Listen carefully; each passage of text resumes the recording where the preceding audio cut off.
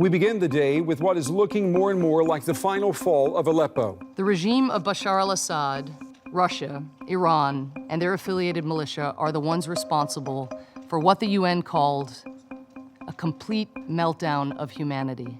The battle for Aleppo is over. Are you truly incapable of shame? Is there literally nothing that can shame you? Aleppo has fallen. The city, formerly the most populous place in Syria, was the site of a major battle between Bashar al-Assad government and rebel forces.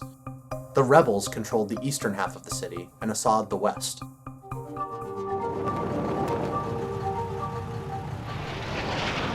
The story of Syria's civil war is a story of flip-flops.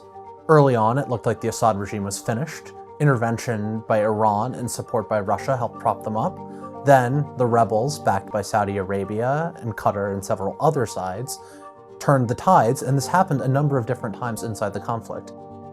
September 2015 was a turning point in the Syrian civil war. That's when Russia intervened directly for the first time. Russian airstrikes began pounding rebels under the cover of hitting ISIS.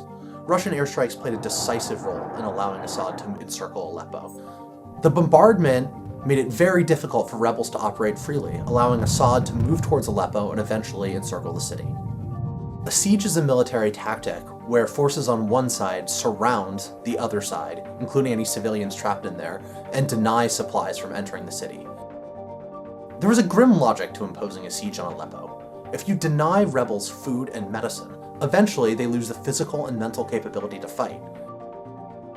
Assad's vicious siege worked as intended.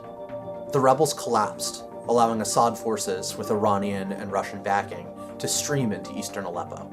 Almost immediately, reports of massacres started filtering out, of civilians being killed on the streets, of women committing suicide to avoid being raped by Assad's forces. It's hard to know how many were killed in this initial purge. We do know, shortly after the siege was broken, an evacuation agreement was struck, allowing, again, an unknown number of civilians to escape into other territory, mostly to the city of Idlib, still in rebel hands. The United States had the military power to break the siege of Aleppo and prevent the city from falling, but doing so would have been extremely dangerous. For one thing, the United States would have needed to have coordinated with rebels on the ground, some of whom were extremists. For another, it would have meant that American planes would have been flying in hostile airspace with Russian planes. If the United States were to engage Russian planes, that would mean a direct exchange of fire between two nuclear-armed powers, a risk that very few in Washington were willing to take. Third, even if the US had temporarily broken the siege of Aleppo and prevented it from falling, it would have required a tremendous and open-ended commitment to prevent Assad from simply reimposing the siege after Americans left. Whether or not you think an American intervention would have been worth the risks, there is no way to save Aleppo now. The city has fallen, and Assad's troops have gone in and committed untold atrocities, with who knows how many more left to go. The rebels have been dealt a devastating blow, one it's not clear they can recover from. This victory for Assad has been achieved with the support of two major international powers, Russia and Iran, and it has involved atrocities that are supposed to be prevented under international law. They fought horrifically, and they won. That's the lesson of Aleppo.